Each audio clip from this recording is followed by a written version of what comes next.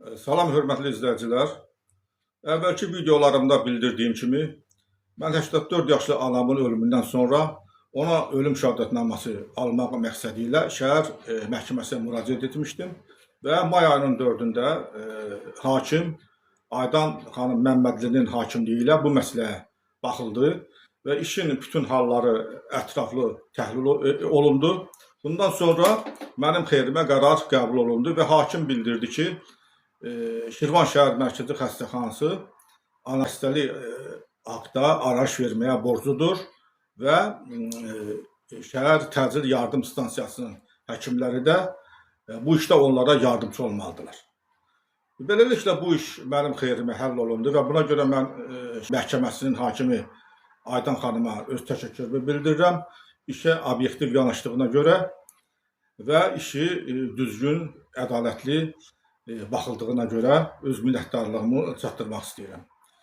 İndi bundan başqa hər dəfə tanışlar yolda rastlaşınca bunlar mənim videolarımdan tanış biliblər ki, nə hadisə baş verib və bütün görüşdüyüm adamlar adətən hamısı bir sual verirlər.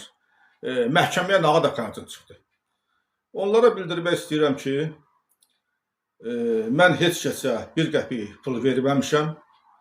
Heç kəs məndən məhkəmədə bir qəpik pul istəməyib və mənim sadəcə olaraq mənim haqlı mövqedə olduğuma görə, mənim zərər çəkmiş olduğuma görə, hüquqlarımın tapdandığına görə məhkəmə işə ədalətli baxaraq və ədalətli qərar çıxarmışdır. Və buna görə heç bir təmənna umulduğunu da şahidi olmamışam. İndi bizim xalqımızın düşüncəsində belə bir fikir formalaşıb ki, əgər hansısa bir sənəd alırsansa, hansısa bir dövlət orqanlar, mütləq sən nəsə pul verməlisən, hörmət eləməlisən kimdənsə. Amma bütün nə qədər pul vermirsən məhkəməyə sualına verənlərə mən bu cavab vermək istəyirəm. Mən bu ədalətli qərarın çıxarması üçün heç bir hüquq mühafizə orqanlarının əməkdaşına, necə məhkəmə əməkdaşlarına bir qəpik də olsa pul verməmişəm və heç kəs məndən pul tələb eləməyib.